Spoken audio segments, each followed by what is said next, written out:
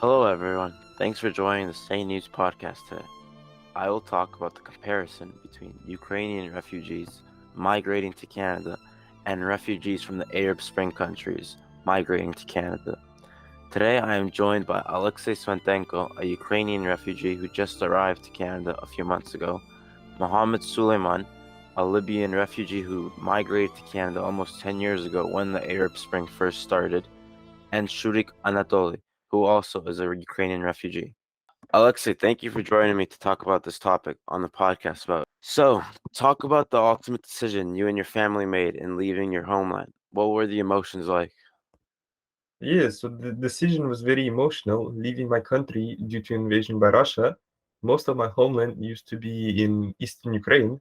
The Donbass region is now fully under Russian control.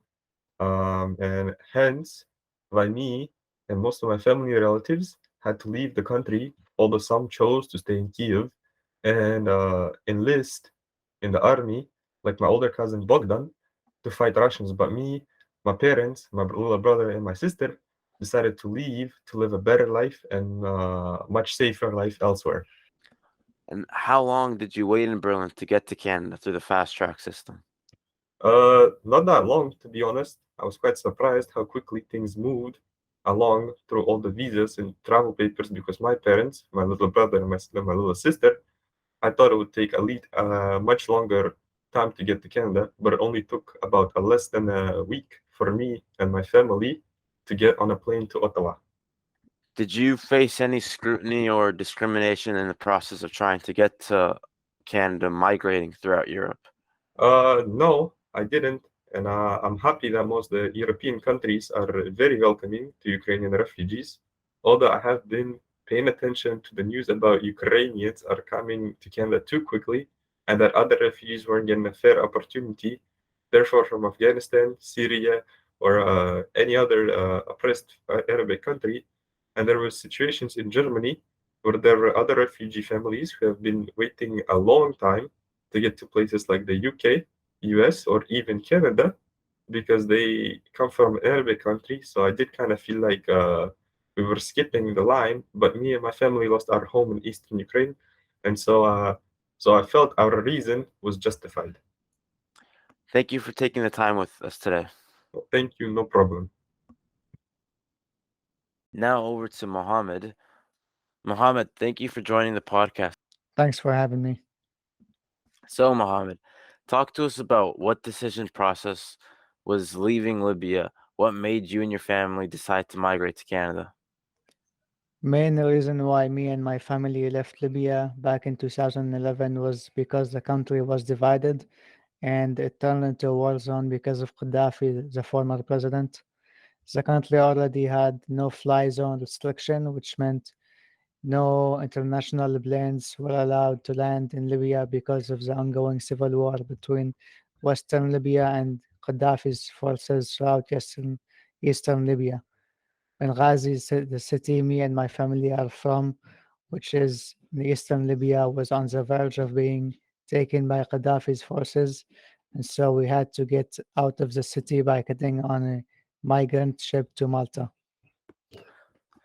Did you and your family face any scrutiny or discrimination in Italy during the process? We actually did face some discrimination and scrutiny. Everyone seemed afraid of us. I don't know why most of them had that look at us like we were bad people, but most of us are fleeing from our homes because of war. We don't mean any harm just because we aren't from your country. We are just seeking refuge. So, do you think this is a big social issue that refugees from Arab Spring face discrimination and scrutiny while trying to immigrate to Europe or North America?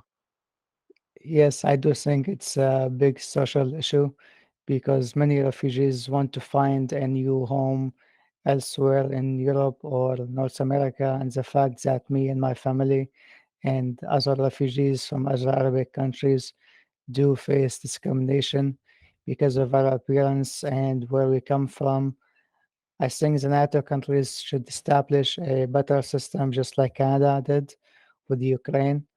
Fast track system there should be the one for refugees from Arab Spring. Thanks for joining the podcast, Mohammed. Thank you. Now over to Shurik. Hello, Shurik. Thanks for joining the podcast. What was the process in leaving Ukraine? How long did it take? It took a while because the amount of people that were trying to leave the country. We got to Warsaw and train, which took almost an entire 24 hours getting there. We stayed in Poland for 3 days. We took another train to Berlin, which took around 7-8 hours. And we stayed in Germany for a week at the Ukraine Arrival Center. How was Berlin? What was the city very welcoming, or did you and your family face some scrutiny or discrimination because you were refugees? Berlin was a very lovely, welcoming place. Me and my family were happy that we could get away from the horrifying violence of Russia invading our home. We didn't face any scrutiny or discrimination, as you say, although I did notice there's a different kind of treatment towards refugees from Arabic countries, and I didn't understand why that was happening. What was the reason why you and your family chose to migrate to Canada instead of some other countries? We first tried staying in Berlin, but we wanted to go somewhere close to where relatives are from. We tried to migrate to the US, somewhere in California and New York. However, we had more relatives living in the GTA, so I would make more sense to live where there's a bigger Ukrainian community. We all applied of our travel papers and visas through Canada's fast track system for the Ukrainians, which took around 2 weeks to get everything in order. And we arrived in Toronto by April.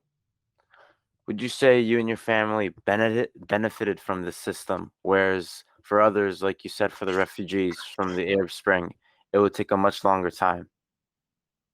You could say it felt kind of like we were benefiting in front of many other refugees. But me and my family lost our homes because it was taken from us. I know other refugees also have the same reason as well, but we took the opportunity that was provided for us. I do think other refugees should have been provided similar opportunities as us Ukrainians, but at the end of the day, it's all governed by politics on who gets equal migration opportunities. All right, thank you for joining with us today, Shurik. Thank you for having me. Thanks for tuning into the Say News podcast. I'm Luke Shikhashvili for Say News.